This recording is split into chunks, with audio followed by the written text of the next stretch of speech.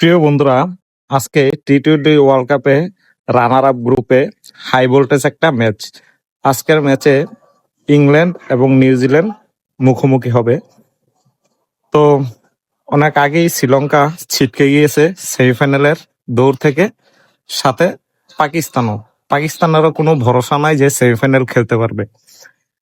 Runner up গ্রুপে England আর New Zealand এই দুইটা দলই সেমিফাইনালে উঠবে।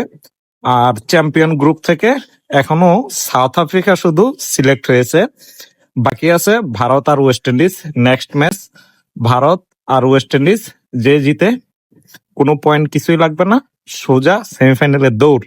তবে আজকে হাই ভোল্টেজ ম্যাচে ইংল্যান্ড আর নিউজিল্যান্ড এই পর্যন্ত মুখোমুখি হয়েছে কয়বার, কে কয়বার জিতেছে, এই রেজাল্টটা আজকে আপনাদেরকে আমি জানিয়ে দিতেছি।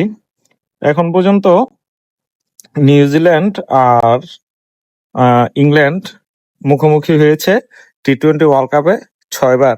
এর ভিতর ইংল্যান্ডও 3বার জিতেছে, নিউজিল্যান্ডও 3বার জিতেছে। অর্থাৎ বিশ্বকাপে দুই দলের লড়াই একদম সমান সমান, কেউ কাউকে ছাড় দিয়ে কথা বলবে না। খেলা হবে সেই খেলা, সেই হাই ভোল্টেজ ম্যাচ। কি আর ভারত পাকিস্তান তো আমাদের এশিয়াতে ক্রিকেট ভালোবাসে বেশি, ক্রিকেট খেলাকে ভালোবাসে বেশি, এই কারণে ভারত পাকিস্তানের ম্যাচটা সবচেয়ে বেশি হাই ভোল্টেজ হয়। যদি ওদের মতো ক্রিকেটকে ততটা ভালো না বাসতো এশিয়ার লোক, তাহলে ওদের খেলাটা এমনই হতো।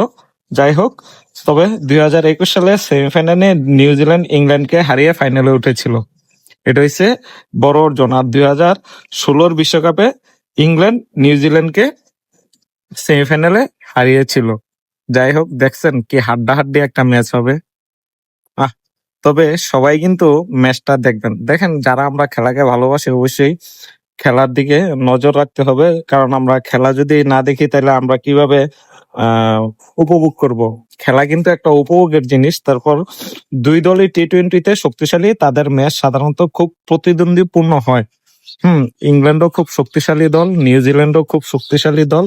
তবে আমার মনে হচ্ছে নিউজিল্যান্ডের তুলনায় ইংল্যান্ড একটু আগায়া, কারণ ইংল্যান্ডের ব্যাটিং লাইন আপটা অনেক স্ট্রং, নিউজিল্যান্ডেরও স্ট্রং, কিন্তু ইংল্যান্ডের তুলনায় একটু কম।